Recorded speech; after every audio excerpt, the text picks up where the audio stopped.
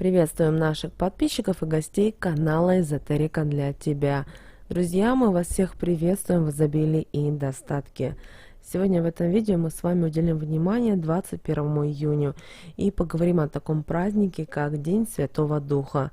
Что это за праздник, почему он отмечается в следующий день после Троицы, и также поговорим о том, почему именно сегодня, в этот день, День Святого Духа, нужно обязательно покормить голубей хлебушком.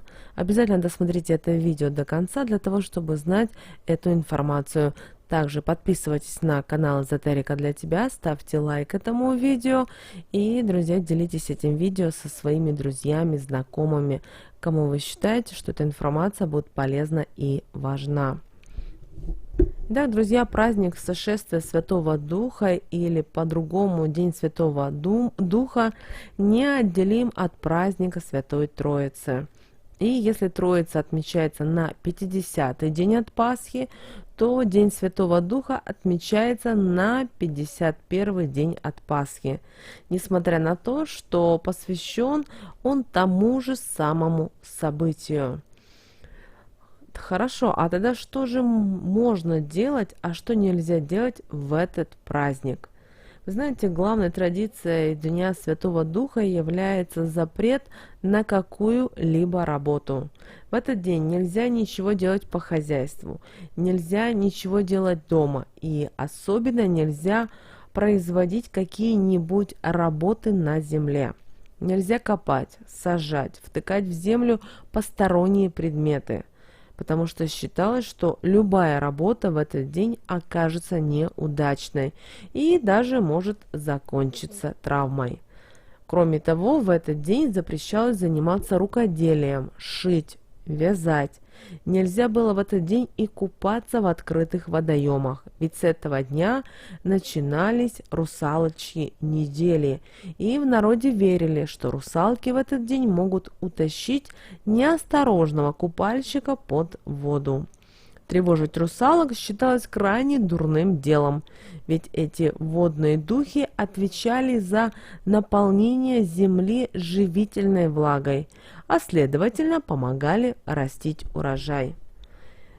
Также священнослужители предупреждают нас о том, что самое главное, чего нельзя делать в День Святого Духа, это грешить. Нельзя ссориться, ругаться. Нельзя отмечать этот день шумными вечеринками, гулянками. Также в этот день нельзя посещать кладбище и тем более убирать могилы. Для этого был выделен специальный день поминовения – Троицкая родительская суббота, накануне праздника Троицы и Святого Духа. И вы знаете, в народе церковная традиция празднования сошествия Святого Духа тесно переплелась и с языческими верованиями, согласно которым в этот день должны были отмечаться именины Матери Земли. При этом среди простых крестьян было даже распространено мнение, что в этот день на землю сходит Святой Дух и разливается по полям.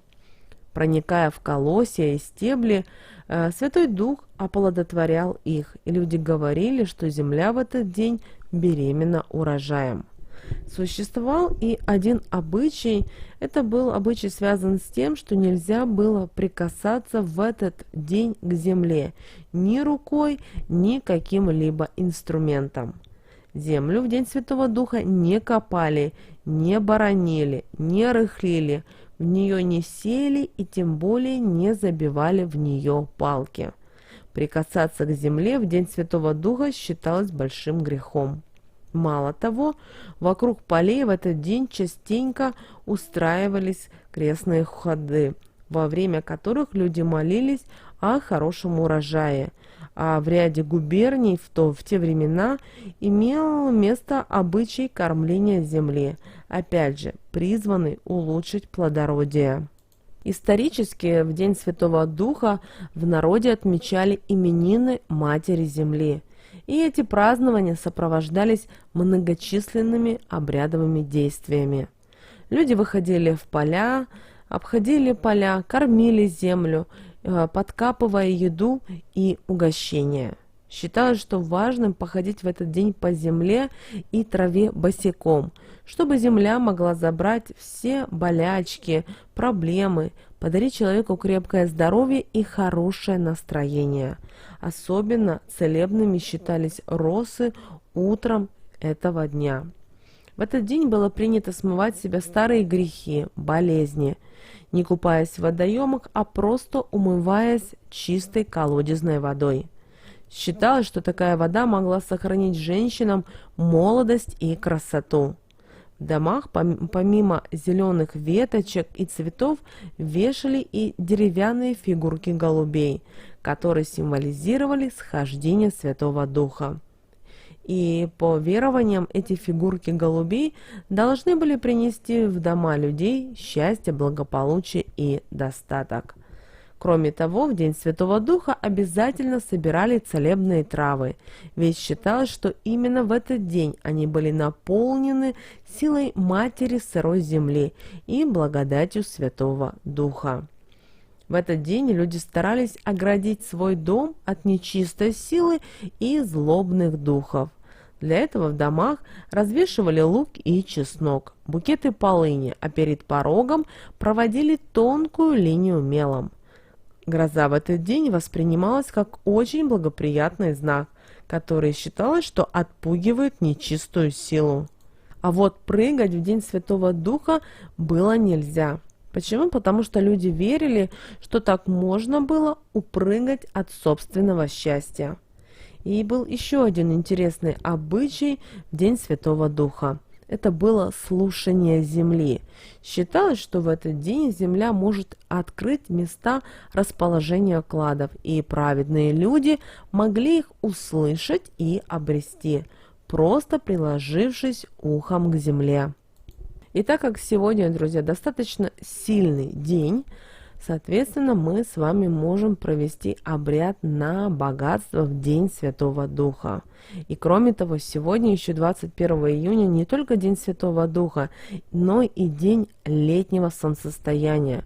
Соответственно, вибрации Земли во много раз увеличиваются, а мы с вами их можем использовать себе во благо. Поэтому именно сегодня, 21 июня, возьмите горбушку хлеба и раскрошите голубям. Почему именно голубям? Потому что голуби символизируют самого Святого Духа. И когда будут птички лакомиться вашим угощением, нужно проговорить следующие слова. Как крошек не счесть, так и денег у меня не счесть, не пересчитать. Именно. Эти слова сказали трижды, после этого закончили кормление голубей. Когда будете кормить, представляете, как они с радостью клюют ваши крошки от хлеба, как они насыщаются, и представляете, что в этот момент вы также обретаете изобилие, достаток и благополучие. После этого возвращайтесь домой. Пока не придете домой, пожалуйста, ни с кем не разговаривайте, не ведите никакие светские беседы. Пришли домой, улыбнулись сами себе, обрадовались, и после этого уже можете общаться с людьми.